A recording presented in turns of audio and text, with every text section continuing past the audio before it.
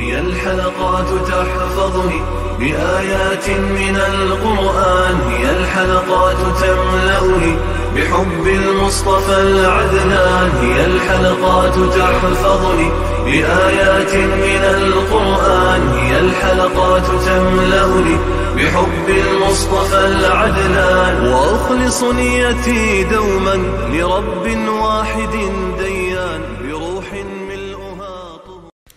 Sure Mücadele tefsiri 5. ayetinden başlayıp okuyayım inşallah. Bismillah, elhamdülillah ve salatu ve selamu ala Resulillah. Esselamu aleyküm ve rahmetullahi ve berekatuhu. Tövende dektanlağa İbn Kathir rahimahullah'ın Kur'an-ı Kerim tefsiri Uygurca tercümesi Mücadele suresi 5. ayetinden başlayıp okuyayım inşallah. Ba'de billahi mineşşeytanirracim. Şübhisiz ki Allah bilen ve onun peygamberi bilen karşılaşkanlar ulardan burunqıla halak kılingandek halak kılındı. Biz hakikaten halal, haram, farz ve ahkamlarını içige algan roşen ayetlerini nazil kıldık. Kafirler har kılgıcı azapqa duçar boludu. O günde Allah ularning hammasini terildirdi. Ularning dunyodagi chaqda qilgan qilmishlarini aytib berdi. Allah ularning qilmishlarini nomi amaliga xotirlab qo'ygan. Ular bo'lsa unutib qolgan. Allah hamma narsani kuzatib turguchidir. Allohning osmonlardagi va zimindagi narsalarni bilib turdig'ini bilmamsan? 3 odam pishirilishi Allah ularning 4-chisidir. 5 odam pishirilishi Allah ularning 6-chisidir. Mayli uningdan az yoki ko'p odam pichirlashsin, ular qayerda bo'lmasin, Allah hamon ular bilan birgadir. Ondan qiyomat kuni ularning qilmishlarini Allah ularga aytib berdi. Allah haqiqatan hamma narsani to'liq bilguchidir. Din düşmanlarının akıbetini bayan kılış doğrusida. Allah Teala bu ayette Allah ve onun peygamberi bilen karşılaşkanlar ve Allah'ın dinine karşı haddidin aşkanlar hakkında haber berdi. Ulardan burunqıla halak kılingandek halak kılındı. Yani ulardan ilgiri ötkenler içindeki kılmışları ularga okşap ketkenler ahanetke, lanetke ve rasvolikqa uchragandek ularmu ahanatga, la'natga va rasvolikqa duchor bo'lib halok bo'ladi. Biz haqiqatan halol, harom, farz va ahkamlarni ichiga olgan ro'shan oyatlarni nazil qildik. Bu oyatlarga faqat kofir, gunohkor va haqni qabul qilishdan cho'ngchilik qilganlarga qarshi chiqadi va uningga bo'yintovlik qiladi. Kafirlar har qilg'uchi azobga duchor bo'ladi. Ya'ni ular Allah belgilab bergan diniga ergishishdan, Allohga bo'ysunishdan va uning oldida bosh egishdan, bosh tatqanligi uchun mushundoq azobga duchor bo'ladi. O kunda Allah ularning hammasini terildirdi. Ya'ni qiyomat kuni Allah ilgari o'tganlar ve keyin o'tganlarning hammasini terildirib bir maydonga to'playdi. Ularning dunyodagi chaqda qilgan qilmishlarini aytib berdi. Ya'ni ularning yaxshi yomon qilmishlarining hammasini aytib berdi.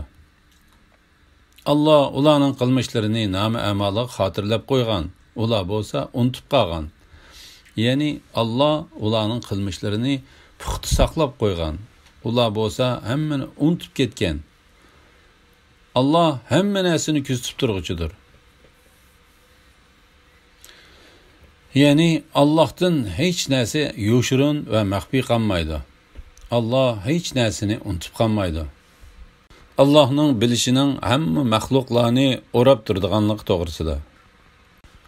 Allah Teala bu oyatda o'zining butun maxluqotlarning ahvolini bilib turadiganligini, ularning ahvolidan xabardor ekanligini, sözlerini anlap turadiganligini, nede ve qayerda bo'lmasin o'rnini ko'rib turadiganligini xabar qilib bundoq deydi. Allohning osmonlardagi va zimindagi narsalarni bilib turadiganligini bilmamsan?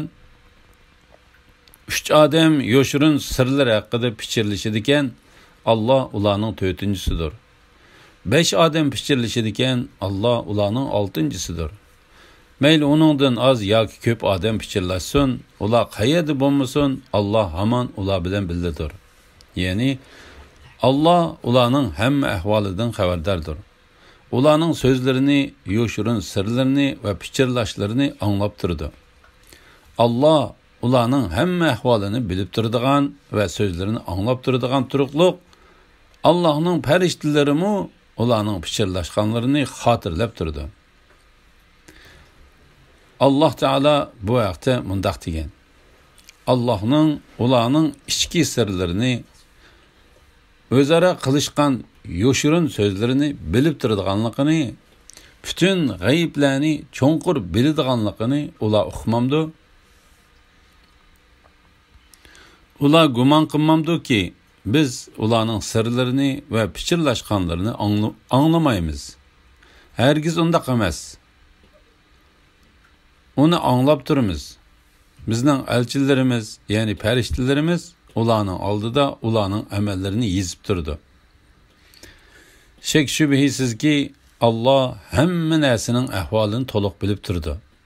Shundaqla hamma narsaning so'z va ovozlarini anglab turdi va hamma narsani ko'rib turdi. Pak va yuksak Alloh bütün mahluqotlarning ahvolidan to'liq xabardordir. Allohga ularning ishlaridan hech narsa yoshirin qolmaydi. Alloh Taala mundaq deydi: Ondan qiyomat kuni ularning qilmishlarini Alloh ularga aytib berdi. Alloh haqiqatan hamma narsani to'liq bilguchidir. İmam Ahmad mundaq deydi: Alloh Taala bu oyatni uning hamma narsani to'liq bilib turadiganligini bayon qilish bilan boshlab, oxirlashtirishnimi o'zining hamma narsani to'liq bilib turadiganligini bayon qilish bilan oxirlashtirdi. Pichirlashishdan man'i qilingan, ondan man'i qilingan narsaga qaytgan kishilarni ko'midingmi? Ular gunoh bilan, zulm bilan va payg'ambarga qarshi turish bilan pichirlashidi. Ular sening yoningga kelganda Alloh sana salom qilishda qo'llanmagan so'zlar bilan salom qiladi. Ular o'z ichida Alloh nimishqa bu so'zimiz bilan bizni jazolamaydi deydi. Devzax ularga kifoyadir. Ular devzax kirdi. Devzax nima degan yomon joy? Ey mu'minlar, sizlar pichirlashsanglar gunoh, zulm va payg'ambarning amriga xiloflik qilish to'g'risida pichirlashmanglar. Yaxshilik va taqvodorlik to'g'risida pichirlashinglar. Sizlar Allohdan qo'rqinglar. Sizlar uning dargohiga yig'ilasizlar. Gunoh to'g'risida pichirlashish mu'minlarni qayg'uga selish uchun shayton tarafidan bo'lgandir. Bundaq pichirlashish Allohning irodasi bo'lmasa, mu'minlarga hech qanday ziyon yetkazolmaydi. Mu'minlar Allohga tavakkul qilsin. Yahudilarning paskashligini bayon qilish to'g'risida. İbn Abu Najih Mujahidning pichirlashishdan mani qilingan, ondan mani qilingan narsaga qaytgan kishilarni ko'midingmi degan oyat haqida ular Yahudilardir deganligini rivoyat qildi. Muqotil ibn Hayyammu shundaq deb ko'rsatdi va tuvandikilarni qo'shib bayon qildi. Payg'ambar alayhisalom bilan Yahudilarning orasida sulh bor edi. Payg'ambar alayhisalomning sahobalaridan biror odam ularning yenidan o'tsa, ular o'ltirib o'zaro pichirlash qilib turadi. Shuning bilan haliqi mu'min ular meni o'ldirish uchun yoki men yomon ko'radigan bir narsa uchun maslahat pichirlashga o'xshaydi deb gumon qilib qoladi. Mu'min mushundaq ahvolni ko'rsa, ulardan qo'rqib ularning yenidan o'tadigan yo'lidan mangmaydi. Payg'ambar alayhisalom ularni mushundaq pichirlashishdan to'sdi. Lekin ular buningdan yanmay pichirlashadigan odatini davom qilaverdi. Shuning bilan Alloh taolo pichirlashishdan ma'ni qilingan, ondan ma'ni qilingan narsaga qaytgan kishilarni ko'midingmi degan oyatni nozil qildi. Ular gunoh bilan, zulm bilan va payg'ambarga qarshi turish bilan pichirlashadi. Ya'ni ular o'zaro o'zlariga xos bo'lgan gunoh bilan payg'ambar alayhisalomga osiylik qilish, uningga qarshi chiqish, bu qilmishlarda ching turish va bir-birlariga shundoq tavsiya qilish qatorliq boshqalarga aloqador zulm bilan pichirlashadi. La ilaha illalloh Muhammadur Rasululloh. Ular sening yiningga kelganda Alloh sana salom qilishda qo'llanmagan so'zlar bilan salom qiladi. İbn Abu Hatim Aishaning mundaq deganligini rivoyat qiladi. Yahudilar payg'ambar alayhisalomning yiniga kirib, "Ey Abul Qasim, sana sam bo'lsin" deyishdi. Men sam sizlarga bo'lsin dedim. Payg'ambar alayhisalom, "Ey Aisha, shak shubhisizki Allah qabih ve yaman sözlerini yoqtirmaydi" dedi. Men ularning sana sam bo'lsin deyotganligini anglamadingmi dedim. Payg'ambar alayhisalom, "Mening ularga sam o'zinglarga bo'lsin deganligimni anglamadingizmi?" dedi. Shuning bilan Alloh taolo ular sening yiningga kelganda Alloh sana salom qilishda qo'llanmagan so'zlar bilan salom qiladi degan oyatni nozil qildi. La ilaha illalloh Muhammadur Rasululloh. İmam Buxoriyning rivoyatida Aisha radhiyallohu anhu Yahudilarga sam ayib, nuqson va la'nat sizlarga bo'lsin deydi. Payg'ambar alayhisalom, bizning ular qilgan bedduolarimiz ijobat qilindi. Ularning bizga qilgan bedduolari ijobat qilinmaydi deydi. İmam İbn Jarir Anas ibn Malikning mundaq deganligini rivoyat qiladi. Bir kuni payg'ambar alayhisalom sahobalar bilan birga o'tiradi. Bir Yahudi ularning qishig'iga kelib salom qildi. Sahobalarmi uning salomini ilik elib salom qaytirdi. Payg'ambar alayhisalom ularga, "Uning nima deganligini bilamsizlar?" dedi. Sahobalar, "Ey Allohning payg'ambari, u bizga salom qildi" dedi. Payg'ambar alayhisalom, "Yo'q, u sizlarga salom bo'lsin" dedi. Ya'ni dininglardan voz kechinglar demoqchi. Payg'ambar alayhisalom sahobalarga, "Uningga javob qaytaringlar" dedi. Sahobalar uningga javob qaytardi. Ondan payg'ambar alayhisalom Yahudiga, "Sam sizlarga bo'lsin dedingmi?" dedi. Yahudi, "Ha" dedi. Payg'ambar alayhisalom sahobalarga, "Agar sizlarga ahli kitobdan biri salom qilsa, sizlarmi o'zingizmi bo'lsin denglar. Ya'ni degan so'zing o'zingga bo'lsin denglar" dedi. Ular o'z ichida Allah nimishqi bu sözümüz bilen bizni cezalamaydı deydi. Yani ular mushunda qabih ishlarni qiladi. Sözünü özgertib, özlerini salam qilganda ko'stib, talaffuz salamga o'xshab ketadigan, amaliyotda bo'lsa tillashda ishlatadigan yomon so'zlar bilan salam qiladi.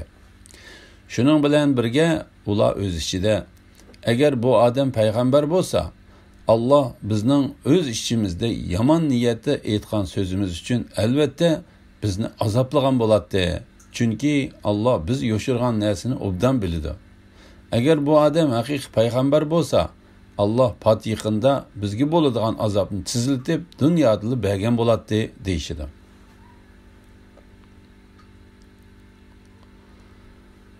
Dövzaq ularga kifoyadir. Ya'ni ularga oxiratda jahannam kifoyadir. Ular Devzaq kirdi. Devzaq nima degan yomon joy? İmam Ahmad Abdullah ibn Amirning mundaq deganligini rivoyat qiladi. Shak shubhisizki Yahudilar payg'ambar alayhisalomga "Sana salom bo'lsin" deb salom beradi. Ondan o'z ichlarida Allah nimişki bu sözümüz bilen bizni cezalamaydı deydi. Şunun bilen ula senin yanına kelgende Allah sana salam kılışta kullanmagan sözler bilen salam kılıdı. Ula öz içide Allah nimişki bu sözümüz bilen bizni cezalamaydı deydi. Devzak ulağı küpayıdır. Ula devzak kirdi.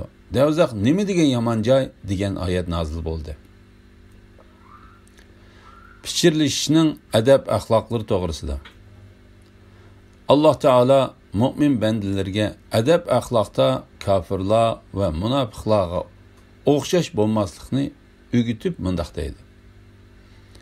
Ey mu'minlar, sizlar pichirlashsanglar ahli kitobning uchiga chiqqan nadan kofirlari va ularning gumrohligiga hamnafas bo'lgan munofiqlar pichirlashgandek gunoh, zulm va payg'ambarlarning amriga xiloflik qilish to'g'risida pichirlashmanglar. Yaxshilik va taqvodorlik to'g'risida pichirlashinglar. Sizlar Allohdan qo'rqinglar. Sizlar uning dargohiga yig'ilasizlar. Ondan Alloh sizlarga bir-birlab sanab qo'ygan bütün qilmishinglarni, so'zlaringlarni aytib berdi va shuning qarata sizlarga mukofot va jazo berdi. Gunoh to'g'risida pichirlashish mu'minlarni qayg'uga solish uchun shayton tarafidan bo'lgandir. Bundaq pichirlashish Allohning irodasi bo'lmasa, mu'minlarga hech qanday ziyon yetkazolmaydi. Mu'minlar Allohga tavakkul qilsin. Ya'ni pichirlashishni haqiqatan mu'minni gumonga silib qo'ydi. Mu'minlarni qayg'uga solish uchun shayton pichirlashquchilarga chiroyli ko'rsatdi va zinnatlaydi. Mundaq pichirlashish Allohning irodasi bo'lmasa, mu'minlarga hech qanday ziyon yetkazolmaydi. Kimiki mushundaq pichirlashishdan biror narsani his qilsa, Allohga sig'inib, uning yomonligidan panoh tilsin va Allohga tavakkul qilsin. Shunda qilgandilar Allohning irodasi bilan uningga hech narsa ziyon yetkazolmaydi. Pichirlashish mu'minga aziyat yetkazganligi uchun payg'ambar alayhisalom sahobalarni undaq qilishdan to'sgan. Bu vaqtda Imom Ahmad Abdulloh ibn Mas'uddan payg'ambar alayhisalomning mundaq deganligini rivoyat qildi. Agar sizlardan 3 kishi bir yerda bo'lsanglar, bir kishini qatmay 2 kishi o'zaro pichirlashmasin. Undaq qilish haqiqatan 3-chi kishini qayg'uga soladi. Bu hadisni Imom Buxoriy va Muslim rivoyat qilgan. La ilaha illalloh Muhammadur Rasululloh. Abdurrazzaq ibn Umar radhiyallohu anhudan payg'ambar alayhisalomning mundaq deganligini rivoyat qildi. Agar sizlardan 3 kishi bo'lsa, 2 kishi 3-chi kishidan ruxsat olmay turib o'zaro pichirlashmasin. Undaq qilish haqiqatan 3-chi kishini qayg'uga soladi. Bu hadisni Imom Muslim rivoyat qilgan. Ey mu'minlar, agar so'rinda ba'zilar sizlarga o'rin chiqarib beringlar desa, o'rin chiqarib beringlar. Alloh sizlarga rahmatini va jannatini kengaytib berdi. Agar sizlarga boshqalarga o'rin bo'shatib berish uchun o'rninglardan turib beringlar deyilsa, o'rninglardan turib beringlar. Allah sizlardan iymon etganlar va ilm berilganlarni bir qancha daraja yuqori ko'tardi. Allah sizlarning qilayotgan ishlaringlardan to'liq xabardordir. Yig'ilishning adab axloqlari to'g'risida. Alloh taolo mu'min bandalarga so'rinlarning adab axloqlarini ta'lim berib va ularni bir-biriga o'rin bo'shatib berishga buyurib mundaq deydi. Ey mu'minlar, agar so'rinda ba'zilar sizlarga o'rin chiqarib beringlar desa, o'rin chiqarib beringlar. Allah sizlarga rahmatini va jannatini kengaytib berdi. Bu shuning uchunki mukofot amalning o'z tipidan bo'ladi. Bu vaqtda Imom Buxoriy payg'ambar alayhisalomning mundaq deganligini rivoyat qildi. Kim Allah rozilik uchun masjid salsa, Allah uningga jannatda bir qasr soladi. La ilaha illalloh Muhammadur Rasululloh. Imom Muslim payg'ambar alayhisalomning mundaq deganligini rivoyat qildi. kim qiyinchilikda qolgan odamning ishini osonlashtirib bersa, Allah uning ishini dunyo va oxiratda osonlashtirib berdi. Banda qarindishiga yordamchi bo'ladi ekan, Allah uning yordamchi bo'ladi. Bu mazmundagi hadislar nihoyat ko'pdir. La havla va la quvvata illa billah. O'rin chiqirib beringlar. Allah sizlarga rahmatini va jannatini kengaytib berdi.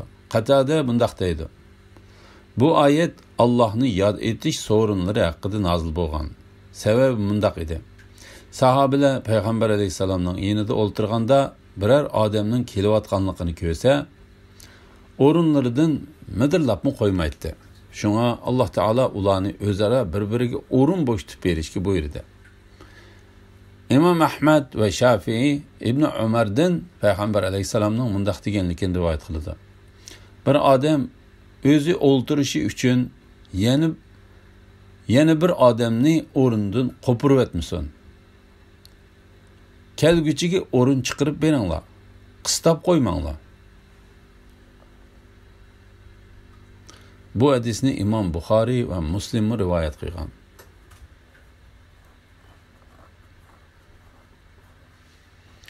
İmam Ahmad Abu Hurayradan Peygamber Aleyhisselam'ın mundaq deganligini rivoyat qiladi. Bir odam o'zi o'ltirishi uchun yana bir odamni o'rindan qo'pirib etmasin, balki uninga o'rin chiqarib bersin. Allah sizlarga rahmatini va jannatini kengaytib berdi. İmam Ahmad bu hadisni mundaq rivoyat qiladi. Bir odam yana bir odamga o'rindan qo'pib bermasin, balki uninga o'rin chiqarib bersin. Allah sizlarga rahmatini va jannatini kengaytib berdi. Agar so'rinda ba'zilar sizlarga o'rin chiqarib beringlar desa, o'rin chiqarib beringlar. Allah sizlarga rahmatini va jannatini kengaytib berdi. Bu oyat haqida Ibn Abbas, Hasan Basri va boshqalarning bu oyat jang maydonidagi so'rinlarda o'rin chiqarib berishni ko'rsatdi deganligi rivoyat qilingan. Ular yana agar sizlarga boshqalar o'rin bo'shatib berish uchun o'rninglardan turib beringlar degan oyatni urush qilishga o'rninglardan turinglar deyilsa, o'rninglardan turinglar deganlikdir deb tafsir qilgan. Qatada agar sizlarga boshqalar o'rin bo'shatib berish uchun o'rninglardan turib beringlar degan oyatni agar sizlar yaxshi ish qilishga chaqirilsanglar, bu chaqiriqqa ovoz qo'shinglar deb tafsir qilgan. Bilim va bilimli kishilarning ortiqchiligi to'g'risida. Allah sizlardan iymon etganlar va ilm berilganlarni bir qancha daraja yuqori ko'tardi. Allah sizlarning qilayotgan ishlaringlardan to'liq xabardor. Ya'ni sizlardan biror odam so'ringa kelgan qarindishiga o'rin chiqarib bersa yoki urush qilishga chaqirilganda chiqsa, bu uning haqqiga nuqson yetkazganlik deb e'tiqod qilib qolmanglar. Balki u Allohning dargohida yuqori martaba hisoblandi. Alloh taolo uning bu amalini hargiz zoya qilib etmaydi. Uning bu amali uchun uningga dunyo va oxiratda mukofot berdi. Shak shubhisizki, kim Allohning amriga bo'ysunadi ekan, Allah uning martabasini yuqori ko'tardi. Yaxshi nomini kishilar orasiga taqtidi. Shuning uchun Alloh taolo mundaq deydi. Allah sizlardan iymon etganlar va ilm berilganlarni bir qancha daraja yuqori ko'tardi. Allah sizlarning qilayotgan ishlaringlardan to'liq xabardor. Ya'ni yuqori martabaga kimning haqli ekanligini, kimning haqli emasligini Allah obdan biladi. İmam Ahmad Abu Tufayl Amir ibn Vasilaning mundaq deganligini rivoyat qiladi. Nafi'i ibn Abdur Haris Aspan degan yerda Umar ibn Xattob bilan uchrashib qoldi. Umar Nafi'ini Makkaga vali qilib tayinlagan edi. Umar uningga Makka aholisiga kimni o'rinbosar qilib qo'yding dedi. Ularga ozod qilingan qullarimizdan Ibn Abza degan odamni o'rinbosar qilib qo'ydim dedi. Umar ularga qulni o'rinbosar qilib qo'ydingmi dedi. U ey mu'minlarning xalifasi, u Allohning kitobi Qur'oni Karimni yodi biladigan, miros ilmlarini puxta biladigan va qodilik qiladigan odamdir dedi.